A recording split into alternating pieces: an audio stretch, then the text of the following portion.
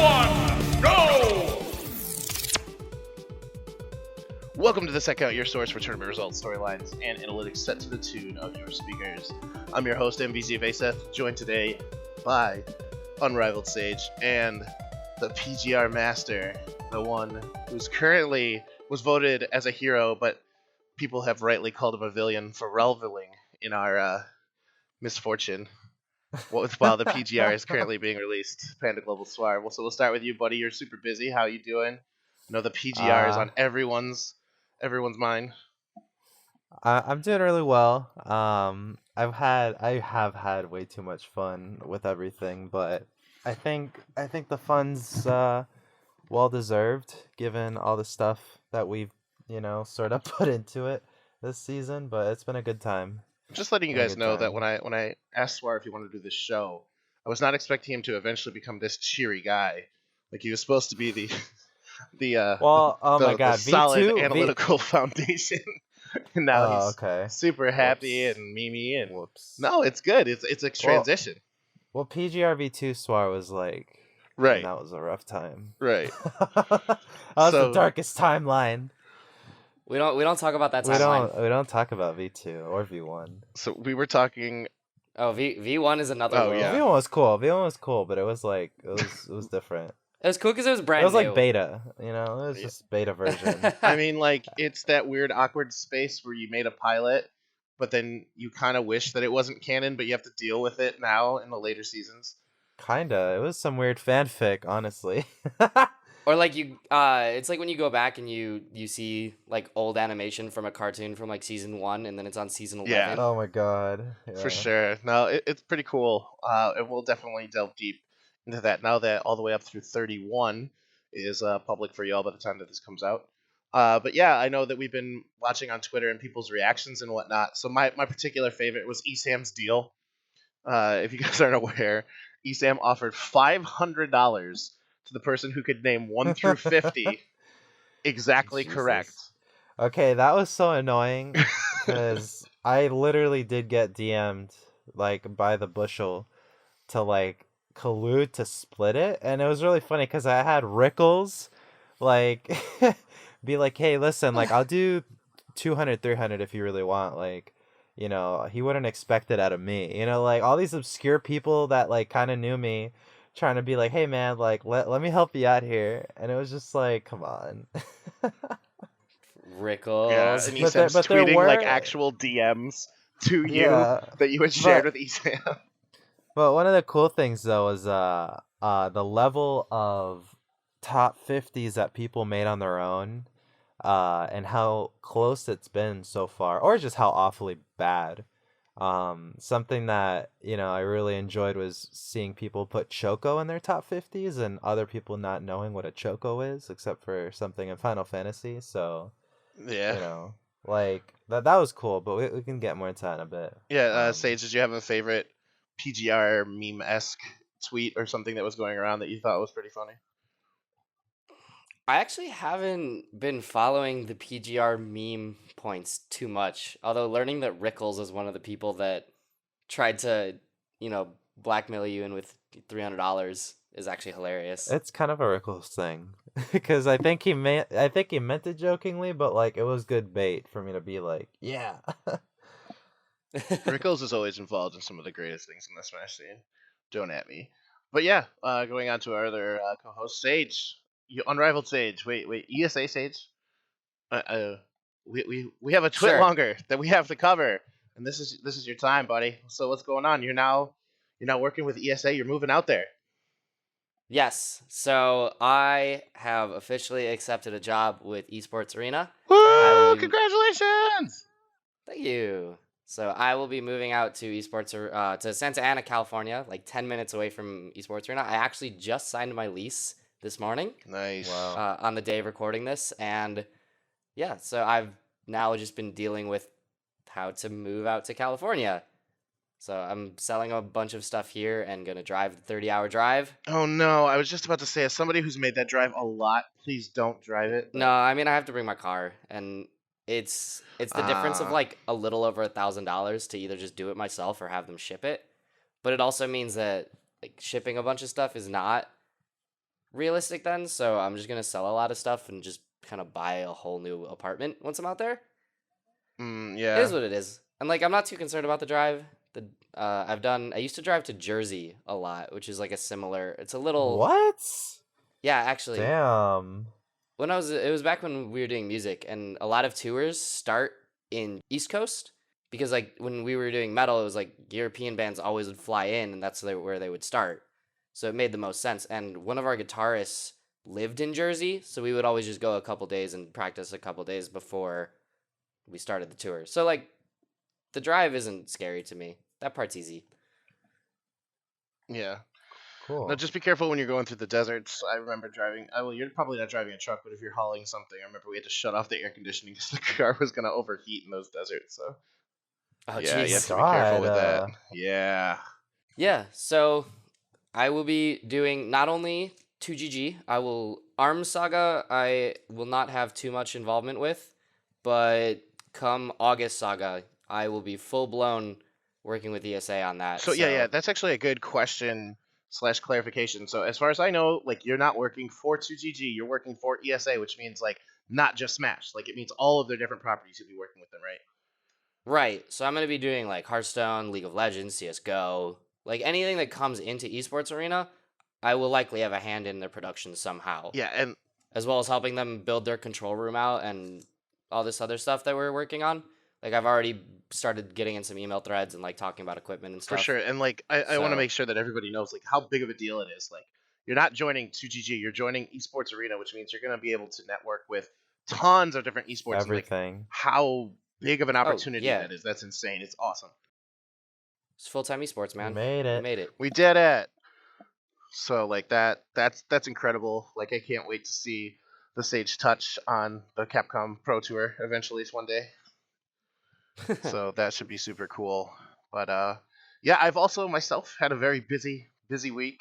Uh I know I referenced in an earlier show that I had a lot going on since we moved for a Japan major, and it's just kind of been down after down after down, struggling with trying to find a job, struggling with my family's health, but that's all kind of like turned around recently.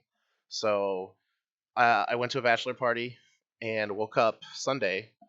Let's just say not esports, and fuzzily Woo! checked my my email, and I had an email from Evo, and they were like, "We need you," and I was like, "Wait, are you kidding me?" And in less than 2 hours, I had my flight booked for Evo. So Yay. I'm going to Evo. We did it. Nice. Like, Yeah, no struggle, no progress, right? dude, it was insane.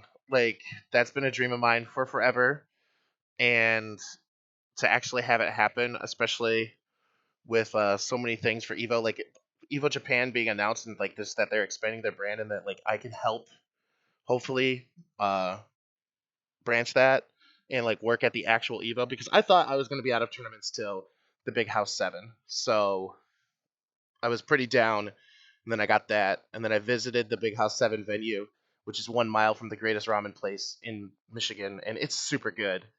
And we got to see the venue, and it's huge. It's absolutely amazing. We're working on floor plans and stuff, and registration starts July 1st, which by the time you're hearing this, that's tomorrow. So check out the Big House 7. We have a whole bunch of retweeting like stuff going on right now for that, so super excited for all that. And then after struggling with recruiters, 4 different recruiting companies, 6 different recruiters calling me constantly, offering me this, offering me that, and nothing ever really coming of it, I finally secured employment. So Yay. Yay, I'm employment. super stoked for it. I don't know if I could say specifically like what I'll be doing, but the the coolest thing is they said that they're super flexible with my schedule, and I showed them my schedule and I was like, look, I have these flights booked. I'll be gone for 5 to 6 days, like once a month approximately. Like, is that okay? And they were like, that sounds awesome. Please do it. That's cool. And I was like, wait, what? But unfortunately, my schedule looks like I'm 24/7.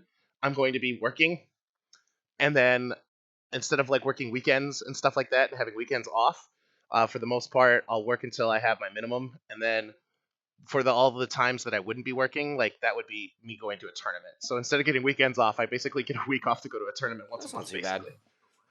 Wow, that's It's the gonna be life. busy. Yeah, it's super cool. I'm super excited. They're super excited. I got really lucky because the two people that I interviewed with were from the west side of Japan, where I've spent a lot of my time. So we bonded almost instantly. It was a great experience. I'm super excited. So Yeah. So everybody doing stuff. yeah, It's not like when we come in sometimes and it's like, hey, what are you up to? Nothing. What are you up to? yeah. Nothing. I even have a couple things that like are already confirmed tickets bought for things that I can't even talk about yet. So it's a huge change from since we were at Japan Major when I've been pretty down. And like it's just crazy what a month will take. So everyone keep up your Yep. dreams. Everyone's Yeah, doing great. the grind. So if you're working towards something still, like it'll come to be pretty soon. Hmm. So we also want to give you guys an update on the numbers. So the numbers currently the PGR season is over. So there and the season 4, as far as I know, Suar, correct me if I'm wrong. The season 4 adjustments have not been made yet. So we don't really have the TTS season ready, right? Yeah, so right now we're just finishing things up. Like all resources are devoted right now to the release, and we made the adjustments we wanted to make to the TTS for next season. I mean, it's not like the best time to release right now. We'll probably do it like the Monday following the Friday top 10 reveal. But everything that's happening right now is kind of just like it's gonna be factored in if it meets the standards, but I mean, it's just not on our radar right now. I know that Smashadelphia happened, but that wasn't like a super big thing. Esam beat the buzz, but that's pretty much about it. Yeah, we will be talking about all of that once it is final. But as far as this show's concerned, we're going to give Swar full attention to the release and whatnot, and we'll bring back the numbers once everything kind of settles down. So you'll be hearing the numbers soon enough. Yeah, so you guys ready to hop into it then? Yeah, let's use that transition to go right into the PGR 31 through 50, or should I say, Yes. let's jump into 50 through 51. Yeah. Yeah, so something I'm really happy about this time around is like the actual release. Uh Barring Crisis, in which Sage did Sage things too, we pretty much had a pretty like gaffless release. Um like very smooth in terms of being able to do it on Twitter, Reddit, YouTube, and the new website that we have at the same time. Just really cool to like be able to present the data instantly. Right now on the show we're all looking at like the spreadsheets that like everyone else is looking at, so you can see everybody's set wins and like their tournaments and stuff. But like all I've seen on Reddit and elsewhere is like excitement or disappointment that someone they wanted didn't make it, like as a fan, or just general like positivity. Like no one's actually questioning the rankings, which is like really cool and different from last time. Yeah, it's But I actually become a think meme. Like, what? have you seen like Arvark and stuff tweeting? He's like, "There's only one Panda Global player in the PGR ranking so far that's biased against PG," and like flipping it completely on its head because everyone was always saying like the Panda Global players are always in the PGR, like that's biased. Like people have actually started memeing about it now. So you've gotten to a point where it's so good that people can't complain, so they've turned it into a meme Yeah, no, like it's or great. complaints into a meme specifically. Yeah. I think that it's been just very telling of like how much we've grown, like all the different work and like adjustments we've made, the feedback we've taken in. Keith and Fiasco killed it logo and player card wise. Everybody is in love with the player cards. We were able to show so much at once, and it's even been able to like give away essentially like what the top 10 is going to look like, but nobody knows the order, so it's still really exciting. Apart from that, just like getting to know all these players, getting to like bring certain people to the spotlight that people might have not thought about. And we also got to do like Area 51, which was like a really funny thing. Was that last Uh, minute, or did you guys plan on doing that? You're like, why not? it was an idea. Everybody wants the PGR to be top 100. That's never gonna happen because we don't have enough to differentiate like beyond really like 60. Plus, like, I don't think this scene deserves it, to be honest. Like, I don't think there's 100 people out there that are like on that sort of level, and it really diminishes like the overall quality of the spotlight when you add 50 more people. Well, when you were talking about Um, earlier, you said we have about 5,000 active players. So as soon as we get to about 10,000 active players, we'll give you the PGR 100, right? Like that's how you should be advertising it. yeah. I mean, it's also commensurable to scale, you know. So it's like the top 1%, right? There Of you go. all that. But yeah, I mean, there's plenty of people that quote unquote deserve to be on it, but there's also like not a lot of travel past, number 30, number 45. I mean, Shootone was able to make it with 2 American tournaments. Mm. Choco made it with no American tournaments. That's Oh because he's my a God. god. Yes. And we'll talk about that in a second. But Right. I think overall, like, we wanted to recognize people that just missed it.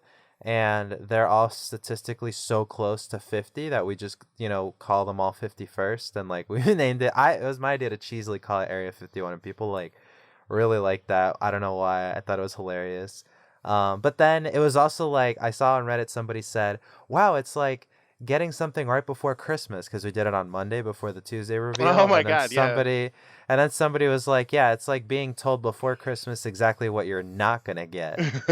So it was just cool because, like, Wrath was on there, and that was contentious because he had like a really like cool last minute like kind of engagement at MomoCon and CEO, and then who else was on it? I don't even remember.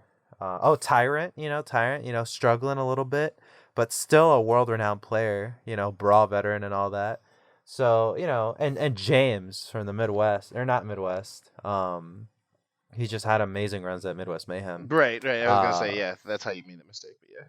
But yeah, like really cool stuff of like almosts, but just no cigar. So that was cool. And overall, like the website looks great. The articles people have really been engaging with, and I'm just really proud of the team, and also happy to have D1 on. He did say 50 through 51. Yeah. I was gonna I say. don't know how we caught that. Like, so many people listened and were editing, and it just, it slips. It slips. And he made his name D 50 through 51. I was like, wow, what a god. Like, Yeah. he rolled Just with it. yeah, you gotta zone it, man. It's like, and then I was looking at like YouTube comments and stuff just out of curiosity, and I saw somebody was like, he should have said 40 through 41, and that should just be how he introduces it from now on. Yeah, I don't. That would have mean that they did it on purpose. I'm assuming you recorded them all at the same time. Yeah, he just stumbled, I guess.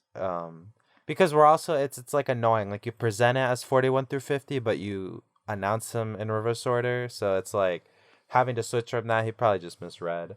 For sure. Yeah. But it's cool, like the way it's getting made fun of is very like cheeky, and I think people, D1 especially, did not realize how much work it involves, and he was very very like he praised a lot of it internally when he was working with us. Well, there's a couple of things that I want to talk to you about, that two things specifically, and like that we're kind of narrating over, but we'll focus on the point specifically, and that's guffaws and D1's narration. So have you had any people bring up the guffaws? Obviously 50 to 51 was big. Edge being from Kansai, not Kanto, and everything else I thought was just small mistakes in the articles themselves that could be easily edited, so nobody really even noticed unless they were there right at the beginning to see it. But Yeah. So one of the cool things is that, with the website we can like instantly change anything. And AC from SoCal had Hispanic last name, and so when it shows up on the database, you only get one part of his name. It's like hyphenated, and he had posted like AC. I did not know this, but AC is kind of like a hyper troll, but like really funny. And he had posted about his experience on the PGR so far, saying how like he like quoted the article. I think like it was like a excuse for them to talk about SoCal. His name has been misspelled, and they regarded him as like a Meta Knight main instead of a Falco main, and he was like, my PGR experience Bible thump. right. So, but then I went back and I added his last name. He had like the second half of his Spanish last name that I found. And then he actually tweeted later, like, oh, wow, they actually fixed my name in the article. Now I feel bad about my petty tweet. Wow, Yeah. PG Stats rules. And it's just, I mean, like, Jesus, like getting the first and last name of like 50 people, right? I mean, you'll get into something. The Right. Kansai Kanto, you'll get into something like that too. And we fixed it in the article, and the player card will upload later. Right. But to compare to before, no Sonic deaths, which I Yeah, think that is big. yeah. That's I loved It's that's Sonic it's big. Death. it's I fine. know. But But yeah, the that's issue good. though is that like, it's Sonic Death, it just and like the day mishap where like the 2 days like got mixed in presentation, like where we pulled up the data to send the player cards to be made, like days from Midwest got her Oh, placements mixed in. for what do you Yeah. call volume 2 we're talking about. Yeah.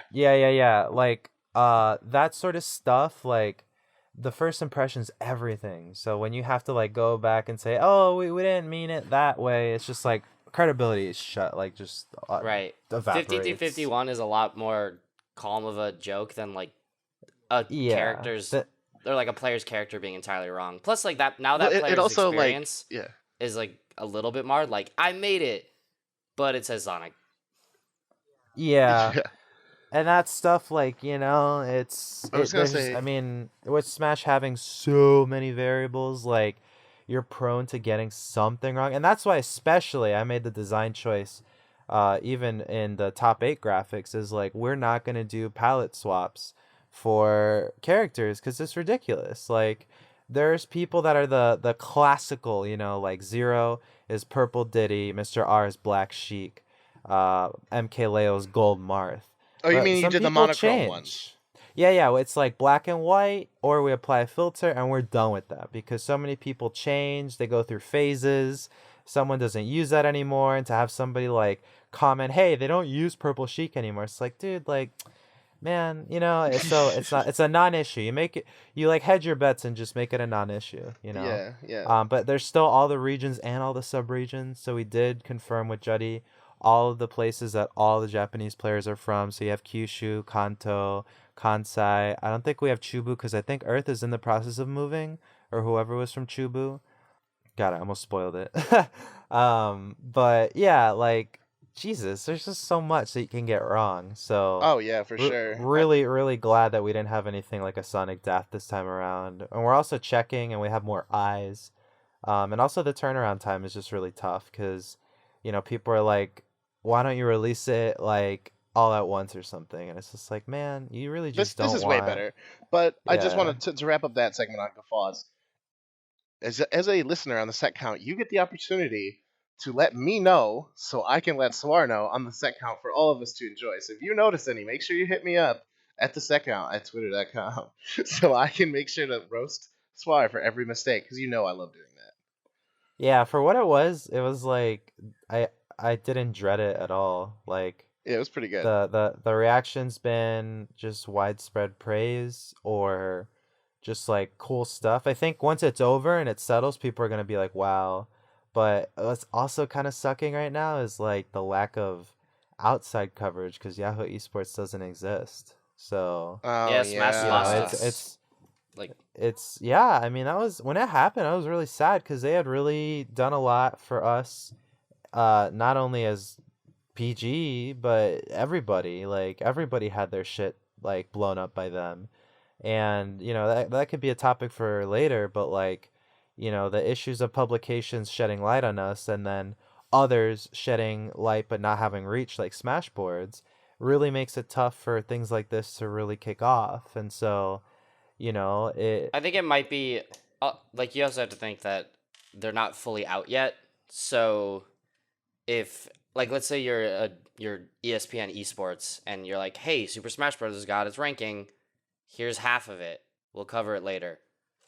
Yeah, I mean, there's definitely like things and things, but Yahoo Esports definitely was right there, like on the front lines with so many things for so many different like Smash projects or tournaments or whatever. And they would, like I remember they did a thing on Sue with Frostbite like the day after. They were so on it, and like because it was a known brand and it was so followed, like it really extended the reach. So that's why it's so important for everybody to like share the PGR between each other and like top players do it, like even if they're not on it or if they're not on it yet, just because whatever ends up broadening the PGR and its power like ends up helping them. And that's where it's kind of cool to see like Japan take it so seriously. Like if all of Japan that got on today on 31 through 40 just ignored it, it'd be like, wow, that sucks. But like all of them were so excited to be on it, and that's really it makes it, it's like that's worth it. I think you'll see more once the actual like the full thing is out, because right now if Yeah, and you're that's the other thing too. Like this is only 31 through 50, and there's been so much surrounding it. Like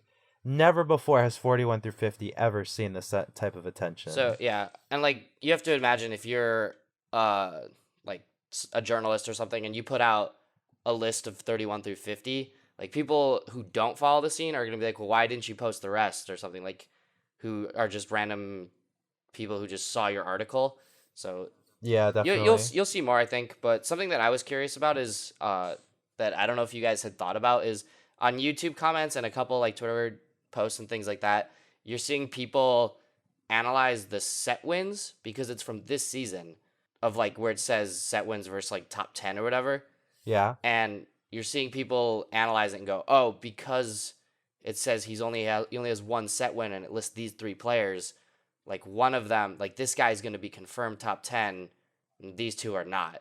Right. You can sort of look at You all the can figure data it you out from have, and you 41 can through 50 immediately. yeah, you can figure out the top 10. I think that's what Suar mentioned earlier in the show, where like people already know who the top 10 is, but not the order, so it's still exciting. Yeah, so it still has some excitement, but do you think that was like an oversight that just kind of No, that was intentional. That was intentional. And I think that it really brings things around because the biggest issue we've had in the past two seasons with especially anyone after 30 is being able to highlight the prestige and placements or whatever, like it's easy to regard like 13th or 7th or 9th at an S tier and be like, oh, that's good. But like being able to say they have a top 10 win was one of the only other option we had to really highlight how important of a set they had. And even though it gives it away for the most part, we did go into the PGRV3 already knowing half of the top 10. Like Zero, Ally, Nairo, DeBuzz, Ally. That's five people you already. said ally You said So twice. Ally it's twice. Yeah, you don't. whatever. Ally Whoever. twice. Jinx, Sage, Yomi, a Coke. Zero, It doesn't Ally, matter. Five Nairo, the people. Buzz. Yeah. Yeah, I Yeah. mean MKLeo, right? It's like been known the whole time. It's just the outer five, 6 through Yeah, 10. but something Um that I was curious about is because like it highlights the wins on the top 10 this season, and something I'm kind of like curious about is like it doesn't highlight the wins from last season, right? Like where they were yeah, specifically yeah. ranked. So that was sort of like something that ESAM and MVD actually had a problem with when we were deliberating with them some of the methodology. Um the thing in that is uh the going rate for wins for a lot of players changes by the end of the season. And Anti, for example, was like number 9 last season. Not this season, he is definitely not number 9. He's not anywhere near number 9. So to treat that win in a vacuum and award it accordingly right now, 6 months after the pass ranking, would really just jar up results. But something to do that we want to fix is actually do like more of a mid-season report and kind of have like a this is what the PGR looks like right now, so that we can gauge half of the season wins are determined by the past season, and then the other half are determined by the mid-season report going on. Because yes, when MVD beat Anti at Genesis, that was a big deal, and that was in January, right? And Anti was still more or less regarded as like a top 10 player. By the time we hit March, Anti wasn't even a top 15 player. So it was really hard to like assess value in that. That's kind of interesting because you can go like to use like a sports metaphor, like this season's whatever team, it doesn't matter what last year's whatever team is, so much has changed. So like you only rate them based on the performance of this season. So until you mentioned that like at Genesis where it was relevant specifically who was on the PGR, and for Evo especially, it'll be very relevant if you beat people who are announced right now before Evo. Yeah. So I can see Right. how that would work. But like in at the championship, the Evo matchups, it's not like they won't be as relevant, but like there is a chance like somebody just drops off or retires mid because of life or whatever. So if there is a possibility, I see where you're going with that. I think that's a good analogy too, where it's like it's more like a sports season. Yeah. So it's weighted within itself, not It is. necessarily It is. It weighted. is. It's weighted within itself, and it's it's not exactly like normal. There's no other player that's dropped off as hard as Anti that came as high as Anti did.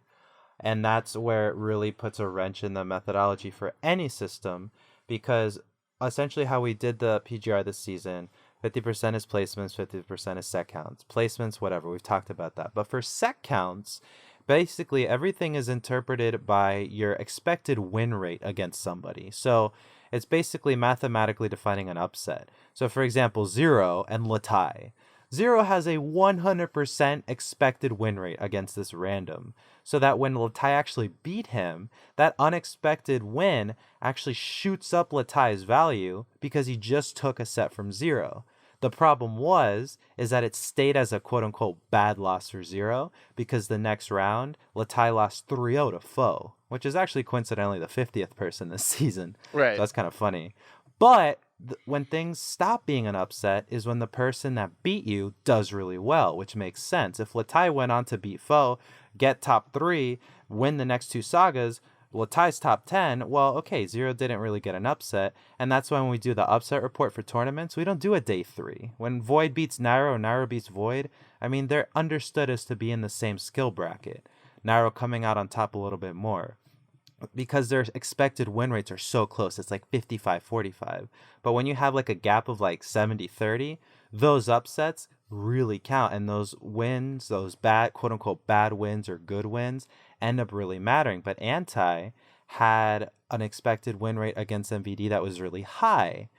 But after MVD beat him, Anti in the market started to go down and down and down. By the end, where when you ask, like, look at MVD's resume or whatever, like, Anti's not a strong win anymore because so many people have beaten him. Now his expected win rate is in the 40s against most people and lower against top players, right? So now it's an upset if Anti beats Larry Lur, you know what I mean? So it's kind of crazy, and it's dynamic, and you're right. It's within the season how the season did, not the past one.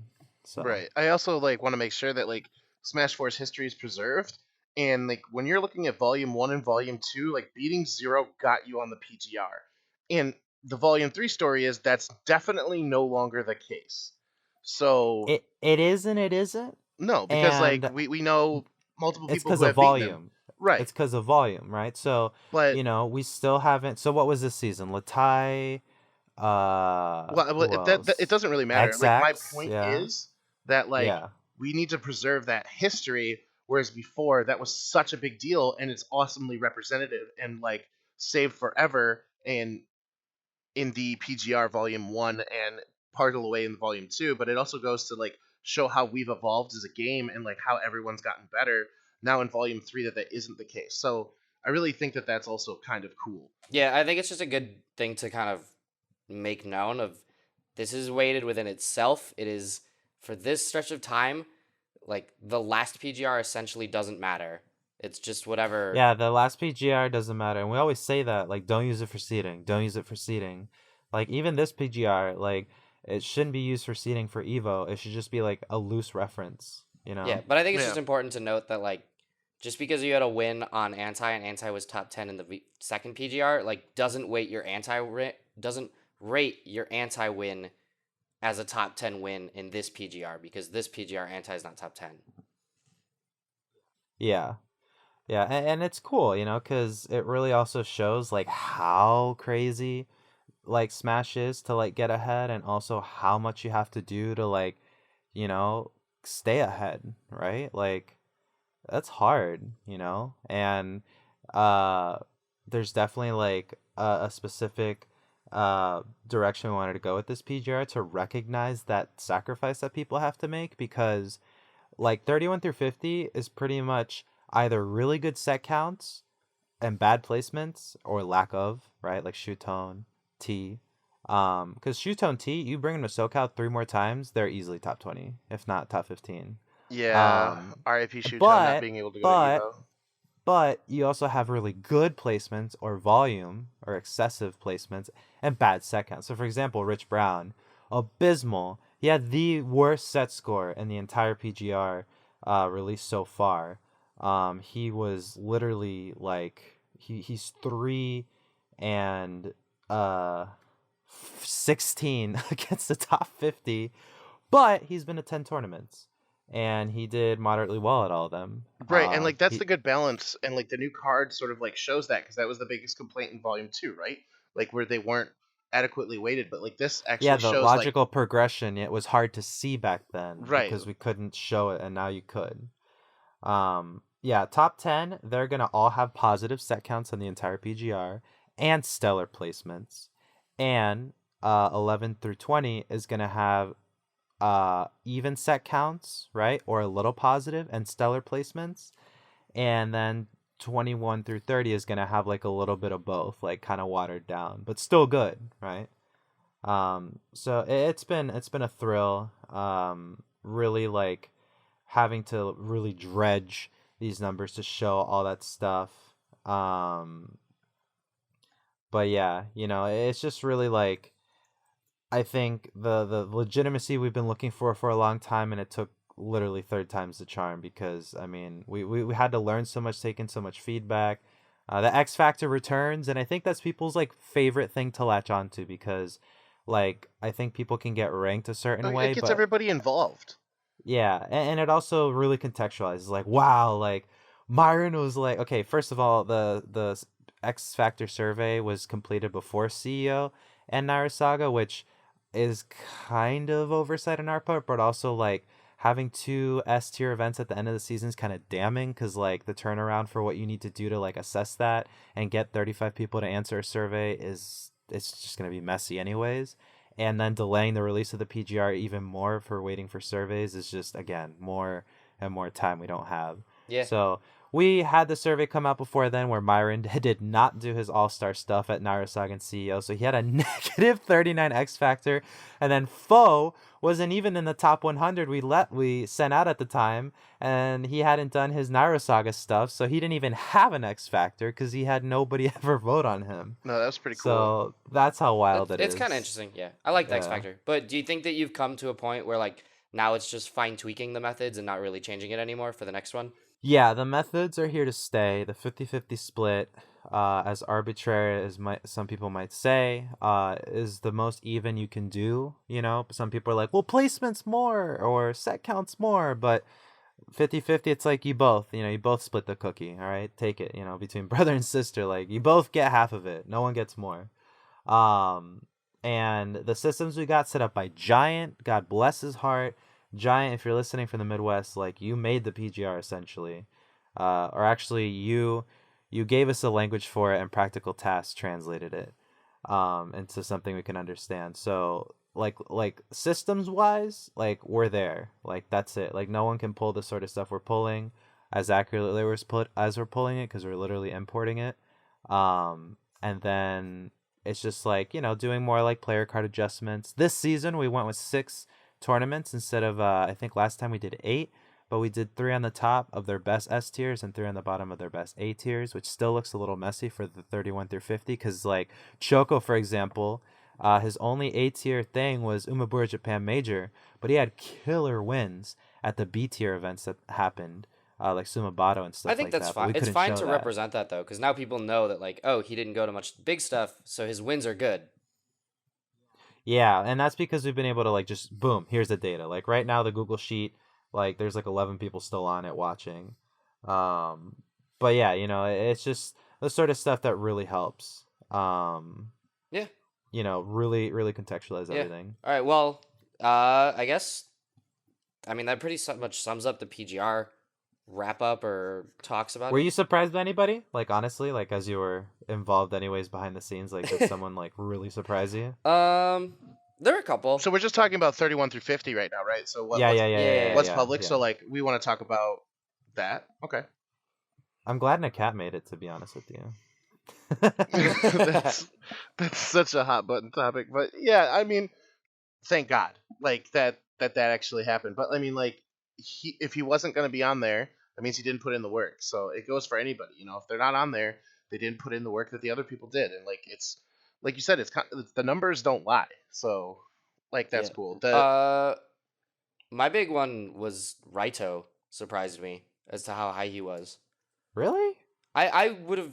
I just I guess I didn't follow him that much. And so, like, Renai, Mr. R, Anti, Larry Lur, Hikaru, and yeah, he Choco. had like really Those are good pretty. wins, Those are and I great didn't wins. I didn't realize it until I had seen it. But like, if you 13th told at me, Naira Saga and CEO, that'll do it. yeah, if you told me that Raito was on it, like I wouldn't have been surprised. But I That's would a have duck guessed. hunt in the 30s. Let's take a second.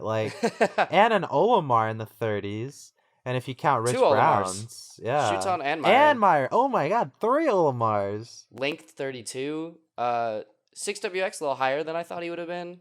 Yeah, He yeah, himself but said that on Twitter as well. again, 10 tournaments. Okay, you got the Genesis Saga CEO, Dreamland, Nairo Saga, Midwest Mayhem Saga, Civil War, Genesis, K-Tar, Midwest Mayhem 8, and Glitch 3. Yeah, So, he had a it happens. he had a really It full happens. season, but he had a really like mild season as well. So Yeah, So that yeah. puts him about right in the middle. Yeah, no, I mean, and like 30 to 50, like they're like if you saw on the placement cards, like they did not vary by much. Like some of them are like a point or two higher than each other, and that's in the overall score because we took everybody's like score and normalized it to 100, aka to 0, so you can see the gaps. And I can't wait for people to see the gap in top 10 because it's eye opening. Like you'll see, like it's not even spoiling it, but between 0 and second. And then second and everybody else and everybody in between, it is crazy to see how small or how big it is. For Yeah. sure. It's just like one placing here or there, or there was no A chance win. anything was going to make a difference. But I think the only I other just want to thing. say, Oh, yeah, go ahead. the only other one that I'd be interested to see is like, what if T's placement at Frostbite was higher? Oh yeah. Yeah, I mean T like busted out. Okay, like he his didn't bust it out. placement. He got completely screwed over by Komoda is what happened. Yeah, and you know that's the thing too, is like I want to make sure that people know that. Like, oh yeah, that's another mistake I found out that you guys did because Myron eliminated Tweak from Frostbite, not sent him to losers. I remember that now. is that in the article or in the narration? In the narration. Oh well. It's Yeah, no, it's a fine. loss. Like, But, it like- doesn't change too much. Yeah, it's either way. Like people need to know that like T's Frostbite performance, like him drowning in pools, was literally on the back of to make it out of pools. He had to play ally.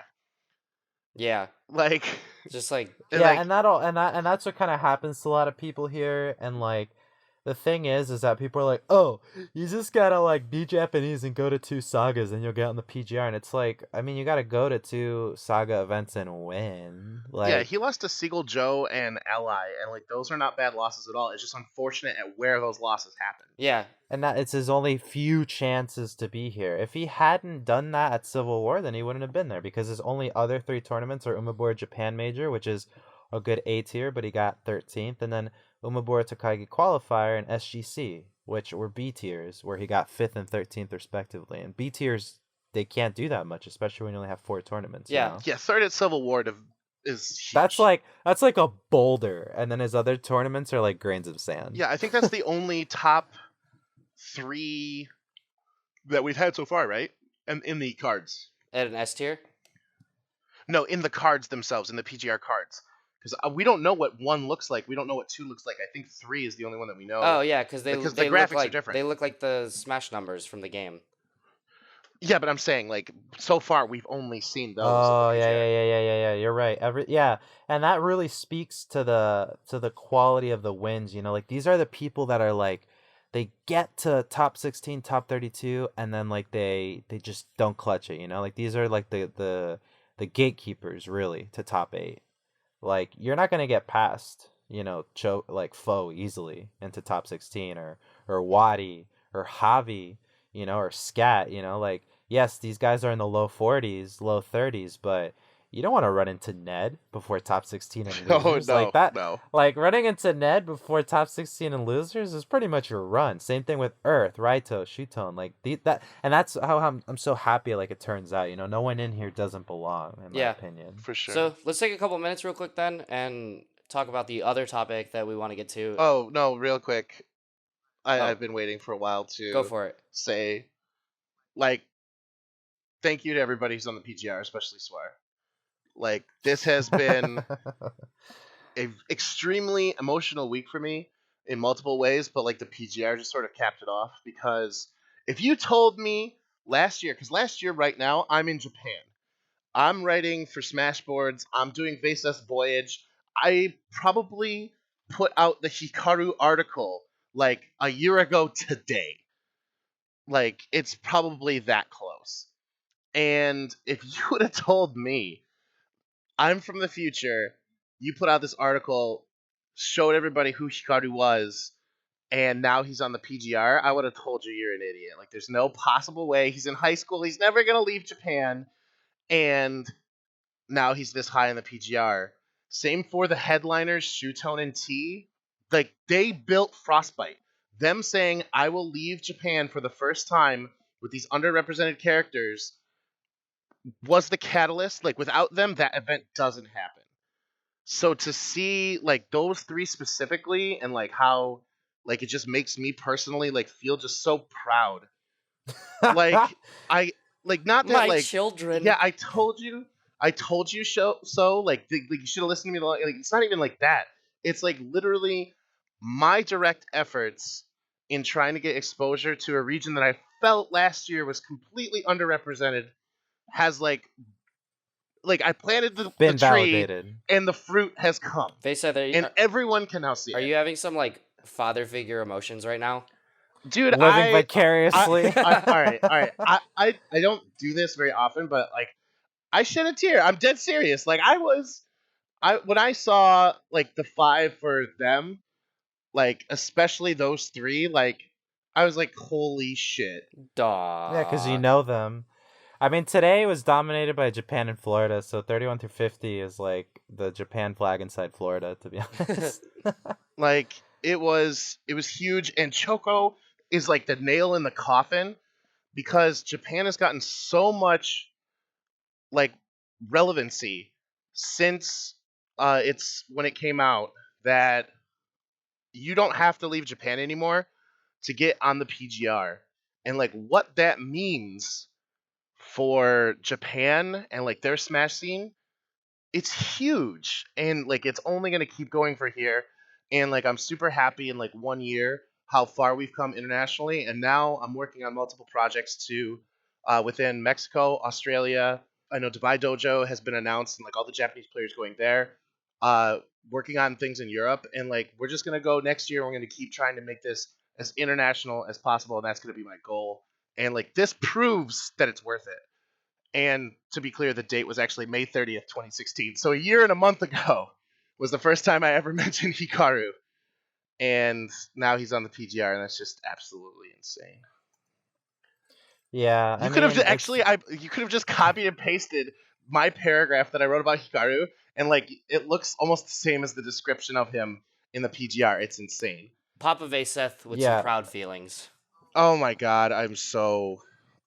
I can't. All right, but we should move on. We're good. Thank you, everybody. If you support the PGR, keep sharing it, and tune in next week when we wrap it up. Anyways, now Evo numbers. Oh yeah, so definitely want to get into this topic. Just because it's relevant. If you have not registered for Evo and you are listening to this, that means today is the last day. So please register for Evo. It is probably the one chance that we're going to have the arena. We might get it again, who knows, but this is the only chance for sure that we'll have it. It'll be a great time, so please sign up and be part of Smash 4 history, because we know that it's going to be. But on that topic, our Smash Bros posted that on our Kappa, which is a fighting game subreddit that is not necessarily safe for work, so don't go there at work, but that somebody had found an exploit in Smash GG to see different things like seeding and numbers specifically. And somebody they saw Evo 2017's numbers and posted them. The exploit has since been fixed because of this post, but, like, it's a big deal and it brings up a lot of questions that we want to go over really quickly. So just to read you the numbers on our Kappa, this is of 2 weeks ago, because the poster said that the exploited numbers were posted a couple days before this, and this says it was submitted 11 days ago. So these are over 2 weeks old. But at that time, the total number of people signed up for Evo was only 7,000, which was just shy of 2,000 for Street Fighter V, 1,031 for Smash, 1,002 for Melee, and etc. So as far as Smash, we could just focus on those. Our Smash Bros. Post said that that's a negative 61.27% for Smash 4 and negative 57.76 for Melee, and people lost their minds. Yeah, and I think that it makes it's like annoying because like you want to know numbers the whole time, but also you don't want to know numbers the whole time because it could actually dissuade people from going. Like if you've ever gone to a party, right? And you're like, "Yo, who's there?" Right? And they're like, "Ah, no one yet." Then you're going to delay leaving, you know? And I think that they haven't like they do that for that reason too, for registrants. You know, they don't release it until they have the sizable amount of people going the last week, but it's also due the last week, so it's really damning. And I think that 11 days ago probably isn't the case anymore. No, it almost certainly isn't. And anybody who's ever run a tournament in their life knows that some people don't know until they have to know, which is like when registration is like, hey, if you don't do this now, you're done. So like that forces people to like see if they can take off work and whatever. And you generally see a huge spike in the last 2 weeks. It happened with CEO, happened with Frostbite, happens with every event ever. But episode 21, we talked about leaks. So to bring that topic back, does this hurt Evo? Like, if you read the comments, like, you could probably believe that a lot of people got turned off by this immediately, especially in Kappa, where people are pretty rude. So, like, going back to that topic, here's a leak in our community that potentially could have caused harm, arguably. Like, what do you guys feel about that? Yeah, it's hard to say because it is a registration number, but it definitely is damning considering everything that happened at the original or at Evo 2016. For Smash or in general? For Smash. I mean both Smash or Melee. Yeah. For anyone that doesn't know, like Evo and Smash last year didn't really get along. Both people that were there and not there experienced a lot of issues with the event. I think I remember a sizable amount of top players, maybe even Zero, like saying like they're not coming back, which is really Zero, problematic. DeBuzz, like a lot of people were pretty fed up. Esam, yeah, and rightfully so, but it's kind of like, is Smash big enough yet to not be at Evo? But still, you don't want to burn that bridge. But Bears made it so that like this year, there's like 3 times more the square footage because he like described to me when I met up with him at Zero Saga how like Evo was kind of set to fail from the start for Smash because they had like the least amount of space plus the most amount of entrants. Because again, Smash is very like new and not understood by the FGC, so like it's not treated as the crazy. Let's be careful. We had half the number of people as Street Fighter 5. Yeah, but still, it's like after that, like after Street Fighter, which was because it came out that year, like Smash was the biggest. Street thing. Fighter Right. also No, for sure. it's interesting because Street Fighter is also down by 3,000 from where it was last year. Yeah, and like so let's be clear that this potentially isn't an Evo problem, quote unquote. That this is definitely just more of the same of what we've been talking about on this show for like the entire year. Like most tournaments up until now, like legacy tournaments have been growing by 10 to 15% a year, and like we're not surprised if we're seeing actual losses of 10 to 15% become the norm. It was the same for Genesis, at least for Smash 4, and like just more legacy tournaments that are going up. We're hearing more about losses and whatnot, so that shouldn't dissuade anybody from going to Evo for No. sure. It's still the best event out there. These numbers are also 2 weeks old, guys. Like, so they're not really totally Right. applicable. So we're kind of just like spitballing here. But here's like another interesting piece of information. Pokken tournament last year had 1,180 registrants. Smash 4 and Melee are both under Pokken tournament as of that release. But if you look at like the comments and stuff, like that also was how many disqualifications that Pokken had. You know what I Pokken, mean? I think like 30 or 40% of their bracket was DQs. Right. And that's the other thing too, is a lot of Evo brackets are like down, like they go down by 20% when they actually happen. And something that I think is like, oh my god, we don't have these numbers, but Smash UG demands that you make an account, so it's a barrier to entry, but it's also like you exactly know what you're gonna get.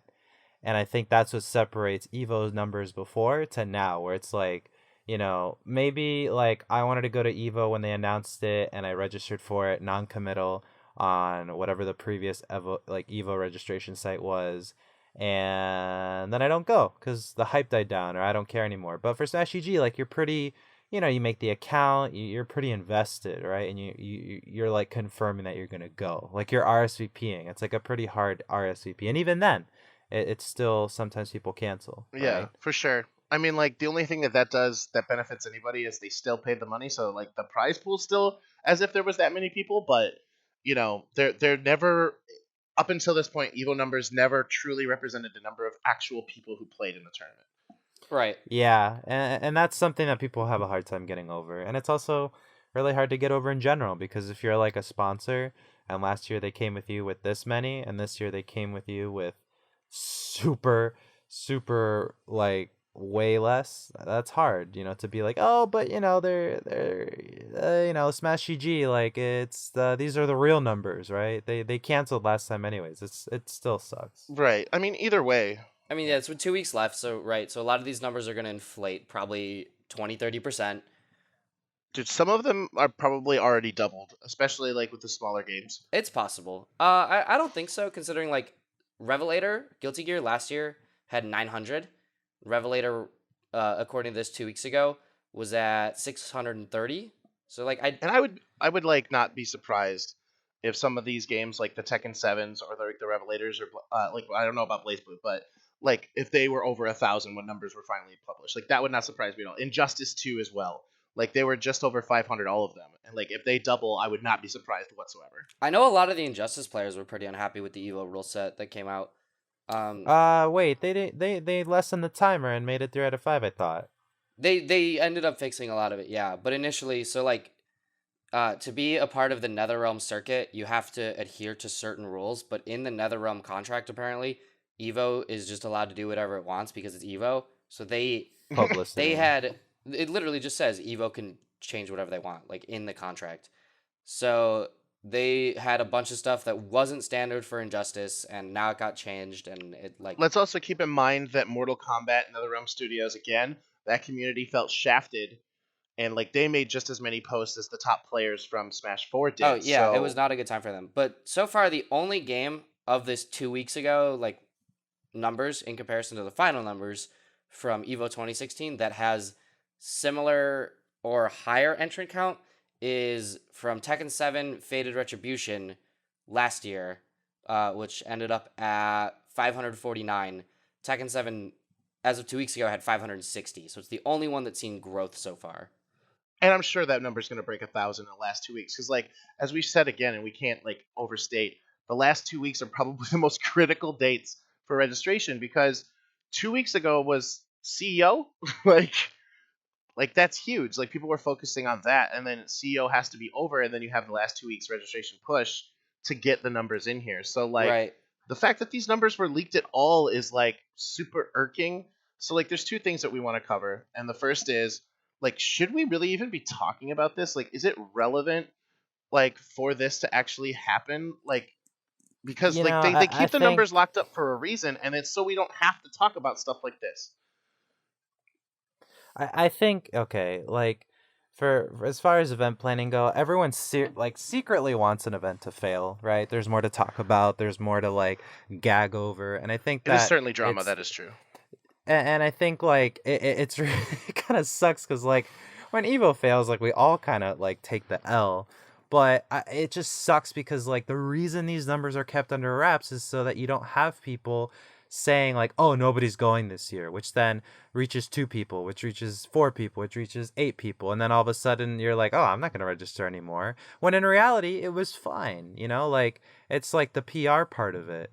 And so I don't think it sucks that it was leaked, and I don't think it should change anything. But I do know that when we talked about this last time, we were talking about whether or not the Switch would have been announced, and it would have, like, deeply, like, injected a bunch into Evo, and it wasn't. So I'm not surprised that there, probably won't even be more than 2,000 people at Evo this year for Smash 4. Yeah. Right. So if you're a TO, there's no way. I suggest keeping your numbers locked up for this exact reason, especially if you're a legacy tournament. It's probably a good idea, and like that's just going to make TOs a lot more vigilant about this, and it's unfortunate that it happened. The best counterpoint that Evo could have done for this is release last year's numbers like 2 weeks prior to. Oh yeah, but I also have a feeling that with CEO too, right? Didn't that happen with CEO? The CEO effect, where like 1,000 people registered. No. But here's the best thing about that: Evo's old software was so bad that they couldn't. Oh my Like, if you look at the leaked numbers, like, they don't have the total number of uniques. which Smash GG allows you to do. Like it's posted in the leaks that they had 7,000 uniques or whatever, right? You don't see that statistic for any of the Evo things because you can't tell who only signed up for one thing or another with their old stuff. Smash GG and CEO, they've been working together for 2 years, so Jabele could point to that data exactly and be like, you guys don't know what you're talking about because Smash GG exists. So, next year, assuming Smash GG still has the Evo account, we'll be able to do that and like make fun of it. I think it'll be interesting though. Like I'm kind of happy it leaked personally because I'm really excited to see what the final number ends up being, and so we can take this number and compare it to what the final is, and you'll have a really good idea for, even with negative publicity, the percentage of people that sign up within the last week or so. Yeah, it's huge. And I think that's something that most Yeah. people understate because they just don't realize, but it's actually ridiculous. Smash and Splash saw like 40% of its attendees register in the last 3 days. 40%. Yeah, but here's the thing though. It's like, that's a lot of eggs to put in one basket to bank on that sort of Oh, stuff. for sure. Because, like what if if you're running an event and you're like, well, we got the 40% increase coming in the last 3 days, and like some freaking dumbass thing happens, world event wise or something like that, there goes on your entire event, like if you don't have things to plan on lock. But that's also, I guess, from, Vayseth's experience from like event management, like, you kind of like plan on things kind of happening, but you also have to budget for everything not happening at the same time. But it's still really hard. Right. Well, either you way, know? it like I agree with Sage. It's kind of cool because we do get to talk about it, and it is a very heated topic. But more so because I looked up our past, and in episode 17, we just haphazardly threw out what we thought Evo numbers were going to be this year, given the climate of the episode that we were talking about. Which, if you don't remember, to quote Suar, well, last year we weren't dealing with 2GGC before in a freaking A tier event right after. That was G-Unit! yeah. Sorry. So, like, Sorry. that was when we were talking about the fact that Evo is sandwiched between Arm Saga and DreamHack Atlanta. Wait, my question, where has DreamHack been? Because, like, where has that been? Like, hello? When is Advertising? that? It's the week after Evo. Yeah. Let's go. Yeah. So, whew. Anyway, yeah, so that was just kind of funny. So to rehash everybody, I said that Evo's numbers grow every year. So my prediction would have been that it would have been over 2,600 or 2,662. Perfect palindrome. Thanks, Mark. Wrong. Then Sage said anywhere from 1,500 to 1,800 entrants for Smash 4, and he would be surprised if it went over that number. And Suar said, if there's a new Smash announced at E3, it'll be over 3K. If not, it won't break 2K. So, Suar hit us with a general statement. Given these numbers that we have, which, like what it said, Smash 4 was at 1,031. Let's just have a fun experiment and type in 1,031 into the calculator and multiply it by what? Smash and Smash growth in the last 2 weeks was 40%, 1.4. Your boy looks Let's just good. multiply it. 1,031? Yeah, 1,031 times 1.4, and you get, It's 1,443. so, 1,500-ish. So it looks like Sage is possibly like the actual closest to predicting the numbers You guys, by his. nobody knows this about me besides like 3 people, but I'm actually the Nostradamus of Smash predictions. Can you not? No, straight up. At Big House 5, I was sitting in the crowd with like 3 other people, and we were side betting on matches. I was calling out game order of wins, like who was gonna win the set and what games each person was gonna win. 10 for 10, every single one I won. Wow, okay. Hustler. You don't know, man. Just I write the script. So it's very possible, like we don't know, but we can assume similar growth because we have endless statistics from tournaments on like how like people's registration patterns. Like this year has been weird because it's been super oversaturated. Freaking A-tier event right after. But I don't even know. Well, like so, but we can We'll we can talk guess about that that. if it's similar projections from what we're expecting, that under 2,000 is probably where we're going to be for that. So like even if it is 2,000, I don't think there's um, any way you see double the amount of entrants sign up of what's currently there in a 2 week time period. right. So even like Yeah. best case scenario, if it is 2,000, that's still a drop in attendance of 25%.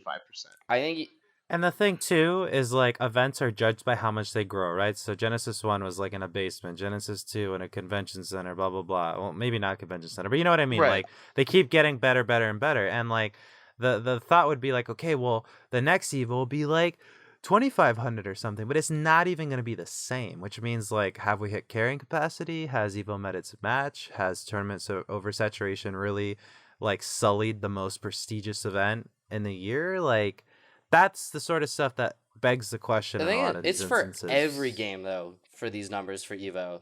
Like I'm excited to Right. It's not see. just Yeah, I'm Smash. excited to see the end numbers for all games because if Smash is down and everything else is up, like that's one thing. That's like, oh, Smash is oversaturated, but none of these other games are complaining about oversaturation.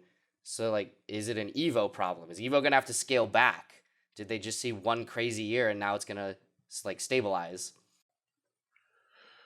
Who knows? Yeah, I mean that's the sucky part, you know. So we'll see, but that's all I got on Yeah, that. I mean, regardless, it is the biggest tournament in the FGC/Smash. Like the amount of impressions that Evo gets worldwide dwarf anybody. It's like 0 on the PGR. Next number 2 on the PGR. Like the impressions, it's not even a competition. So supporting and like Yeah. Evo is the one who gave Melee its life. Without 2013 Evo, yeah, they worked hard to get into it, but seriously, Evo gave them the opportunity to get in there, and had they not, we wouldn't have had the resurgence in Melee that we did, and like that's just fact.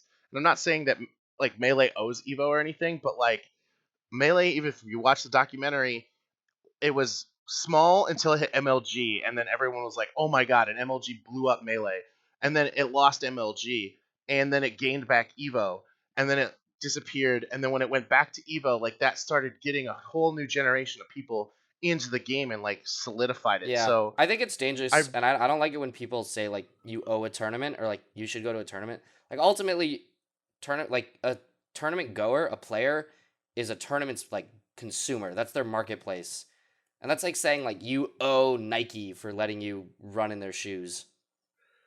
yeah, no. And like that, I definitely don't want to make sure that that's it. But like, it isn't just hype. Like people see every year how much fun Evo is just right down in Vegas. Like going, they're the first one to be in a big stadium, and like they have so much developer support for obviously the other games. But there's just it's like super Get cool, fucked us. and the panels and like the like I'm pretty sure you could play Marvel there. Oh yeah, they Like said I they're wouldn't gonna be have Marvel surprised. there. Yeah, Arc System just put up $10,000 for Blaze Blue and Guilty Gear, Arc which System means is if Arc System's there, maybe Dragon Ball will be there. nah, probably not. It's Dragon Ball still won't come out till like 2018. You'll maybe get like the E3 demo, but that would be a stretch, I think. Yeah, Arc yeah, System isn't yeah. known for It like was 20% Arc done. System very heavily supports their games in the FGC, but they don't like they're not I've never really Rush seen them them. to like show off their games ahead of time or anything like that. They're just like they're gonna come out when they come out. Play our other games till then. Yeah, I'm so excited for that, Oh my honestly. Oh my god, me god. too. Oh my god. yeah. But Anyways. um, just to be clear, the one of the reasons why Evo is so near and dear to my heart is because when I was a kid, I was watching Evo, and it was a big deal, just as big as E3 to me. And they were grassroots, and all of us grassroots people can look to Evo and just see hope because Evo's gotten this big, and they still have like that grassroots mentality behind Evo. And at the end of the day, if you want your tournament to be a success, you can just look and see that Evo did it. I can do it too. That's one of the reasons I'm so No, passionate you about the can't tournament. do it. Stop. We don't need more tournaments. You can do it. Help You can do other it. tournaments that already exist. Don't make your Never own. give up. Give up. I believe in Give up, you. accept defeat. I believe in you. Don't listen to these guys. I believe in you. But yeah, no, I'm super excited, as everybody said, to see what the final numbers are. I'm even more excited to actually be at Evo itself this year. If there was any year that I didn't want to miss Evo, this is the year. Yeah, So Smash 4 being on the definitely. stage, that's a good one to go to. Oh yeah, dude. And like I should just bring up like people are pointing out these numbers. Well, how about this data? I have a chat of over 40 Smashers that are all going to Evo, and that's a new record. So You're in a chat with 40 smashers? That sounds like a nightmare. That sounds all like the an Japanese instant Smashers. mute button. No, it's Japanese Smashers. Like Oh. it's not I memes. thought So it was like just that's a like record for Japan. oh, it's like the No, that's a record for Japan. oh, that's cool. And like that's between Smash 4 and Melee, to be 100% clear. But I think there's like 42 players in there right now, and that number may go up or down within the next 24 hours because they're all kind of in crunch mode to figure out if they can go or not. But there's that much interest in going to this tournament, and it's one of the few tournaments that Japanese sponsors will actually pay their players to go to because it has that much impressions, especially in Japan, which is why there's going to be an Evo Japan in January. But like, yeah, Wow. super excited. Cool. All right. All right. Well, I think that wraps it up then. Yeah. Let's For sure. What do you guys feel about doing a run back episode next week, just to kind of like take a break from everything? Well, next week's gonna be the PGR wrap up, so maybe the one after that. Yeah. Either way, we have a whole huge run back catalog here, and but we need more from you guys. yeah, we definitely need another run back episode, like very soon, and I want to do that. Did you guys want to cover a question before we go? Yeah, let's get one. It's a pretty quick one. All right, let's bring it to the run back. Run back. I should have said no questions. You know that's why. Ask it. You ask it. There we go. Do you want me to read it? Yeah, go ahead. Yeah. All right, so we have chosen from @Dinkle at Twitter, who gave us a shout out on Twitter actually, and we'll give you that story right now as they also DM'd us. So we want to make sure to give a shout out to Dinkle. Hey guys, Dinkle again. After listening to all your podcasts, as soon as they come out, I have finally decided I want to help my local community in the best way I can. Good job. That's awesome. We talked about it. No, like that's not even sarcastic. We honestly talked about it before. We talked about it before, and like we specifically picked this question over other ones because like that's just actually awesome. You like, go, that girl. Really cool. All right, You go, Glenn Coco. A couple of us guys are starting up a tournament series in our underdeveloped scene. My question is, I'm sure you guys have seen startups like this come and go all the time, but what's the difference between ones that stay and prosper? What makes those startups successful, and what would you guys like to see startups do more often / do better? Thanks, guys. I always enjoy what you guys are doing for the community. Dinkle, not from Ohio.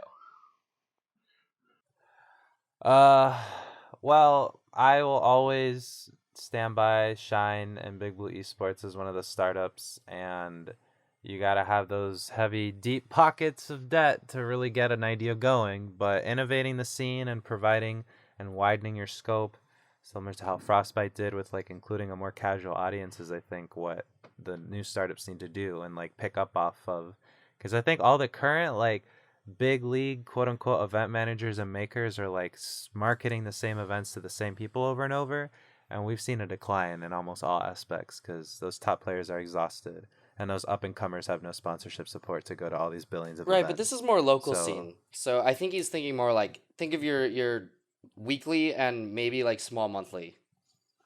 Well, in that case, maybe like Great Value Smash, which is Paper Fairy. I don't know if you guys have talked to him personally, but he's asked questions here Paper too. Fairy is a $50 patron of ours. Oh, there wow. you go. Patreon, Unrivaled Patreon. Heck yeah. Yeah, like he builds a VOD base. He has like a stream set up, like, you know, like really accessible. He has a lot of social media presence to try to get out the scene, and he reaches stuff, you know, and that stuff's cool. Like always trying and not expecting anything out of it, because that'll make you jaded if you're like, oh, no one's coming to my events anymore, I'm gonna close up shop. And it's like, dude, like it could have been an offer. I mean, so this is an easy one for me to answer as well, because like I was very directly involved in building the Chicago Smash scene, because I mean Ignition #1 had I think 22 people show up and no stream, and Ignition 30 or Ignition 88 that we just had 131 people show up and like over 1,000 people tuned in.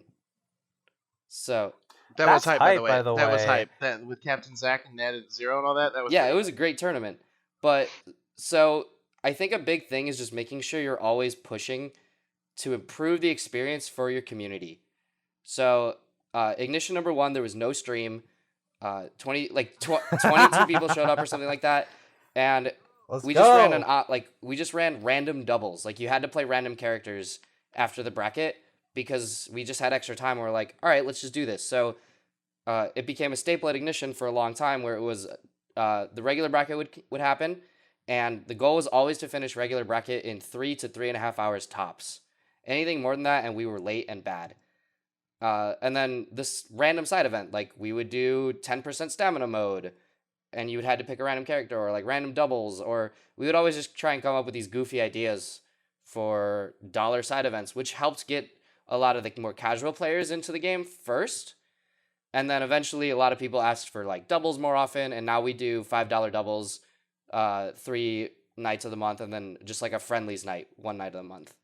And a big thing that we really pushed for early on, especially, was every couple of weeks or something, like every month, we wanted to have something done better.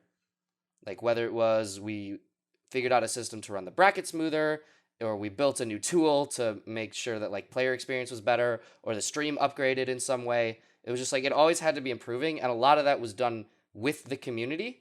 So like we were posting on Mondays to let people know that the bracket was happening, Wednesdays again to be like, hey, it's tonight, by the way, you guys should come through. And then if there was an issue or whatever, you would make sure you talk to players and be like, what do you guys want to see more of? What do you guys want to see less of? Like, how can we make this more fun for everybody here? So yeah. Yeah, and like, Feedback. You gotta hinge on feedback. Oh yeah. yeah, Maybe. I want to be very quick because we've run a little bit over. But I've done multiple different games and multiple different communities, and it almost seems like the network is the same. So even if you're listening to this, you're not quite into Smash, you're into something else, and you don't have a local scene. Like these are basically the step-by-step guides. I don't know if I wrote this on Smashboards. I wrote it somewhere in my time between 2003 and now. But basically, there's a couple steps that you need to do, and the number one thing is you need a venue that is supportive.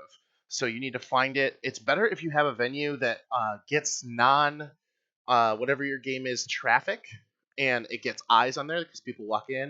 Like if it's a game store or a card store or a land center or something that has other Oh yeah, clientele. ours is a That. beautiful gaming lounge, and they are nothing but supportive. I mean, we have like a great viewing area. We have like couches and like 20 chairs out. Everybody that's ever been to Ignition lauds it as the best local venue in the whole Yeah. country. Oh yeah, it's great. It's awesome. And there's another there's like a gaming bar, like actual like bar, like with alcohol, that I went to in Toronto where they do their weeklies up there, and like that was like awesome. It was super cool. They have gaming rigs all over the place. So like more of these type of places are popping up all over the place, and they could use the business, and their clientele can also help fill your community, and now you're part of a community. So finding a good venue that not only makes your community comfortable with, but like you work out a good deal where like they're making some of the take of the venue fee, and then they're happy, and then your players have somewhere to play every week, and like that's very important. Yeah. So the venue Work with is your the most venue. important thing. Yeah, because I remember our venue for Smash 4 when we started, we didn't have a stream.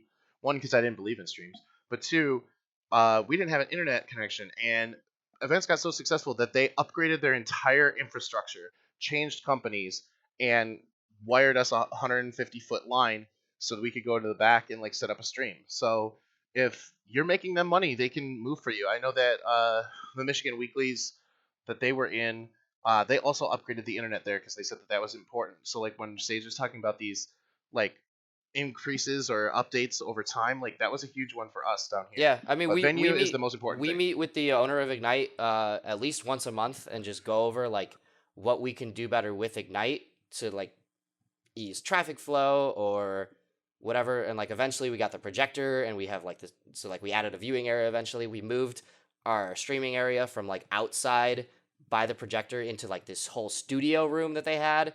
It's just like all these little things, and we work with the venue because they have food inside as well, and it's like they're making money from us, we're making money from them. And it's just like if you're at a venue that doesn't want to help you and they randomly cancel on you, and it's really just like it can be like a huge headache, like that venue just probably isn't for you, and you might want to start looking for a new one. Right, and that actually directly leads into the second point that I wrote about, which was consistency and punctuality. If you pick a day of the week, almost certainly people are going to plan that around you. If you're the newest one, like I'm talking directly to Dinkle. So if there's no other tournaments around and like other people see that you're successful, you'll probably get some competition. Like that's just natural progression. So, which is good. You have more tournaments, more competition, more players, the community gets bigger. But you need to be consistent. If you pick a Thursday weekly and you're taking off like random ones, obviously there's like Thursdays that are Thanksgiving or during holidays or whatever, and that's perfectly fine. But if you just last minute go, oh, sorry guys, I got sick, I can't go in or whatever, then it loses credibility. And if you are late in setting up and like at the start time the venue isn't set up and people are like, wow, these guys are unprofessional, they just won't go. So it's up to you, and it's a huge commitment for you to make sure that you are on time and that you don't cancel on people. And like that's huge for making sure just consistently, even in content creation, if you make content, you need to make sure that you keep on your content schedule or you will lose followers and Yeah, subscribers. you build an That's audience. huge. Like regardless if Yeah. it's an online audience or an in-present audience, like we've only for Ignition out of 88 Ignitions, we've only missed 2 weeks since we started. Wow. Jesus. Yeah, Yeah. people build their school schedules, their work schedules sometimes around these tournaments. So it's huge if you suddenly change days or you cancel because they've scheduled their lives around it because they really appreciate what you do. So that's also huge. And number 3 is making sure that people know that if they've been in the community and they're your friends or whatever, that you are now the owner of a quote unquote business and your attendees are your customers, and going out there and lashing out at them and whatever can only be bad business for you. So making sure that you treat, no matter how stupid you may feel that they are or whatever, that they are now your clientele, and like you have to put on this face that you are now the head of this organization and you have to be very careful. So if you're caught being an idiot at some party or whatever, or if you mouth off to somebody, like that will rub off now on your organization. You no longer represent yourself, you represent an org, and nobody knows that more than I do. So be very careful what you do with that. And those are the top 3 things I would say if you're starting a local community that I think people probably don't realize or need to know. Those are the top 3 things for sure. Yeah, I think the venue is probably one of the biggest ones. Just like Oh yeah. it's one thing to put a weekly in a bowling alley and just like you guys don't belong there, right? Like you're not a part of that. There isn't like a greater sense of community. It's like we're segregated from the bowling people. But if you put it in a game store, Especially if you're not the like bowling people. like your venue has to make sense. Like for example, if I think Bear started in a GameWorks, but I don't know what the details of it was, but I can just picture like we have a Dave and Buster's right by my house. So if I was like, hey, I want to start a Smash community here at Dave and Buster's, I look at the event space, see how much money I can make for them, see how much it'll cost for me. And since I'm at Dave and Buster's, why don't I try to find some like food/arcade package to work within my tournament? Like, don't just go to a venue for no reason, unless it's literally all you have and that is affordable. Like, if you're at a bowling alley and you don't have any deals like with bowling, like, I mean, it's one of the largest Chicago weeklies that happened like a long time ago. Zero came to a tournament at a bowling alley in Chicago because it was the big tournament of Chicago back then. Like you used to get like 30, 40 people, and 70 people showed up. That tournament doesn't exist anymore, and like that series is dead. So, and I think a big part of that is just because it is a bowling alley. They did it because it was free. And like all that was like people would just buy food, so the venue was like fine with it. And yeah, it was like it didn't feel like when you would go, you were like, yeah, we're in this community area for us, but you're in the party room, you're in the Chuck E. Cheese party room. yeah, literally, you're the Chuck E. Cheese party room. You're the kids that like that no server wants to deal with. So, and like that's the other thing. Like sometimes that's all you have. I know that Michigan, ironically enough, I don't know if you knew that, but like their biggest weekly is in a bowling alley, and that's all they have, and that's all they have had for a very long time. Yeah, but it's going down, right? Like it's been going down in attendance, not quickly, but like a little bit. Like every few weeks, it'll drop a little bit, right? It definitely hasn't been growing as much as Ignition. Definitely not. Yeah, because I know Michigan used to destroy Chicago in attendance, and now Chicago, like last week or this week, we were the largest weekly in the country. Yeah, and you guys were competing, like you had 1,000 people viewing, and at the same time, like D1, 2GG, Smash Studios, I don't remember, but there was like 5 different Smash. Like my follower thing on Twitch was just fully lit up, and you still had 1,000 people watching. So yeah, so Ignition is a good example to follow. MSM is a good example to follow, but let's wrap it up here. We're pretty well over. into our time. Yeah, it's been a long time since we had like a 90-minute show. So yeah, get us out of here. All right, guys. Thank you so much for tuning in each week. As always, we appreciate it. If you have any runback questions, which we want to do a runback episode again, we got some pretty good feedback from it last time. But we have a good old bank of questions, but we could use a couple more. So definitely hit us up on Gmail at thesetcount@gmail.com or on Twitter at thesetcount. You could DM us our questions. Our DMs are open. And of course, find our podcast on Stitcher, TuneIn, iTunes, Google Play, YouTube, and SoundCloud. I just realized that's kind of a crazy assumption. You let us know where to find them on the show at the end of the show. So like you assume that not only do they find it, but all the way at the end of the show, and then you tell them where it is. You could find it, like, let's say they found it on Stitcher, but they prefer Google Play, and now they know it's on Google Play. Fair enough. Well, this has been MVG Vayseth. Global Suar. And Unrivaled Sage. And we will catch you guys next week.